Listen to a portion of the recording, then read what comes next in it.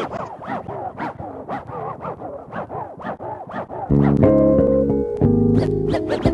up, listen up. Listen up, listen up. Alright, so episode 6. And lately the question has kept coming up. Who am I? Like, who am I really? So in this episode, I'm going to introduce 10 things you may or may not know about me. And since we're already sitting here, let me demonstrate number 1 on our list, organization. Here's a list of this episode's 10 topics. I'm somewhat like Tabasco, an acquired taste that Negroes love. Vast is my vocab though, so many heads have I lassoed. For number 1, organization.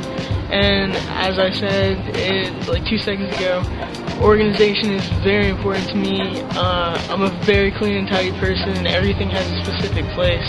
In most cases, it helps me for new situations. I love to come prepared to places, and like if I need to take notes or something, or have prior knowledge or something of that sort, it always helps to be organized. Number 2, goals.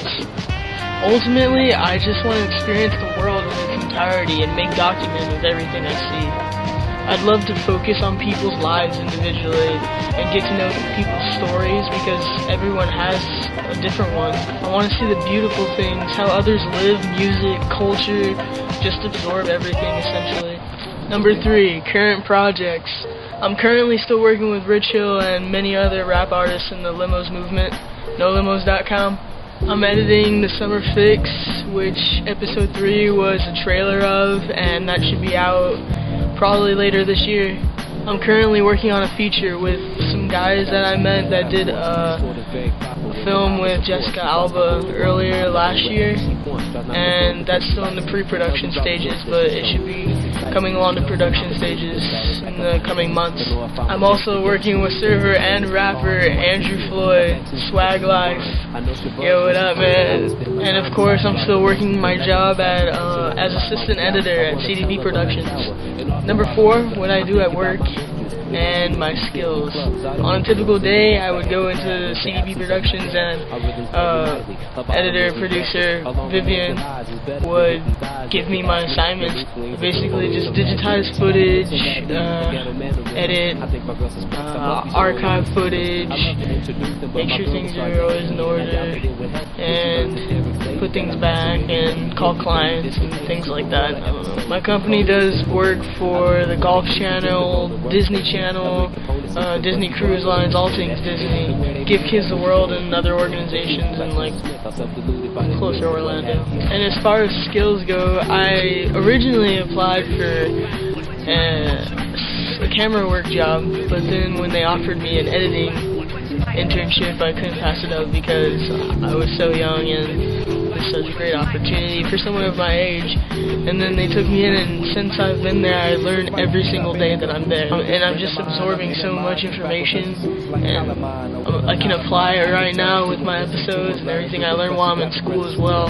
I'm really glad that I got the chance to broaden my spectrum with this editing internship, because otherwise I probably wouldn't have gone so deep into editing as I have, and it's great to see the progression that has happened since the beginning of my episodes till now. Like, you can just see how different everything has gotten and how much I'm growing, and I'm not so amateur as I was, and now I'm getting to a more professional aspect of things, and it's just really exciting.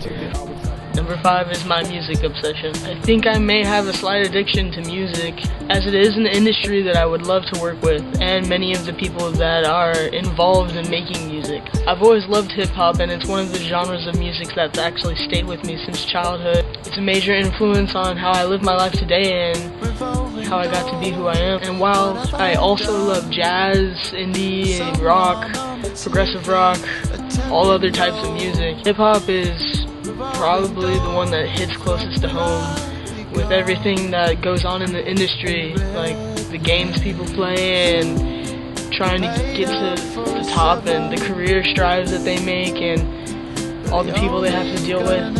And it works, the industry works very similar to the film industry, so it's probably why I can relate to it as much as I can.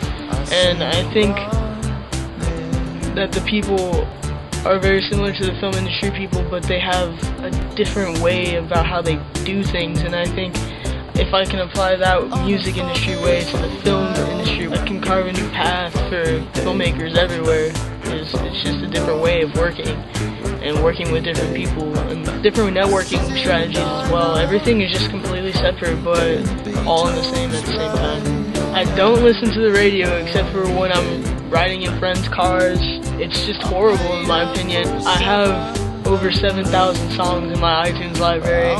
I just love to get music every single day. I'm always constantly checking blogs and things like that, like Ill Roots. I just love to get new music. The way the artists are putting out music, it's just,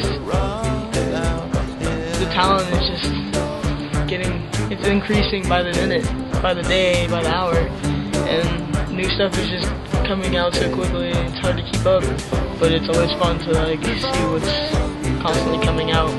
Independent mixtapes are the way to go. Number 6, hobbies. My life is making films, so I like to spend as much of my time as I can to do that. I love to meet new people and do things that people normally wouldn't get the chance to do or see. I love to make music. I play the guitar and some piano, and so I get that going every once in a while and jam with some friends. And I just like the whole overall process that goes into making music and brings people together. I love watching documentaries. There's always something new to learn about, which is why I love the work that I do and why I got into it.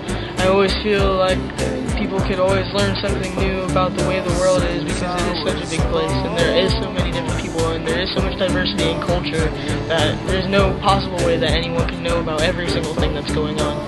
So I feel like I want to educate people, and in order to educate people, you have to be educated, which is why I stay on current documentaries and things like that, to be able to relate to other people and be able to strike up other conversations with people about certain subjects. I guess I just love exploring and discovering, as well as spontaneity. Number 7, inspiration and style. When I was a kid, I was always surrounded by skateboarding and good music, and growing up, I lived in a rural kind of part of California, Southern California, and it was real gritty and rough. There was always music around, mainly hip-hop, and that's how I got into most of the music I listen to now, and still carries over and just expands. And then I moved to Florida, and it was a whole different ball game because it was close to the beach. There was still a lot of hip-hop around, but there was a whole different side of things, like indie rock. I didn't know about indie rock until I moved to Florida, and I think living in these two states that are on opposite sides of the country has shaped my music and my style, and my inspirations come from my music. So I was always into Biggie, A Tribe Called Quest, tribal music, Sade, bands like Modest Mouse, Depeche Mode, Nirvana. That's what I was raised off of, and all classic rock, AC/DC, Led Zeppelin.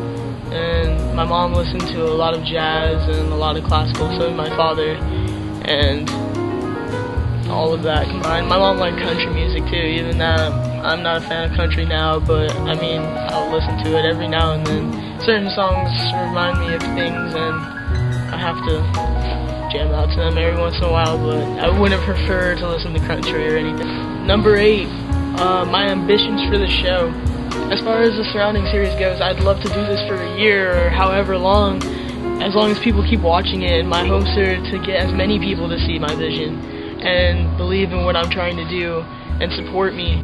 I would love to just build friends and new friendships from this experience, and keep learning from every day that I keep doing all of this, and know that it's not for nothing.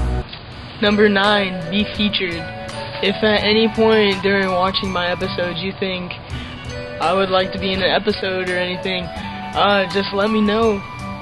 Contact me in any way, and also provide how you think you can contribute to the show and what you think you could do, and we'll talk.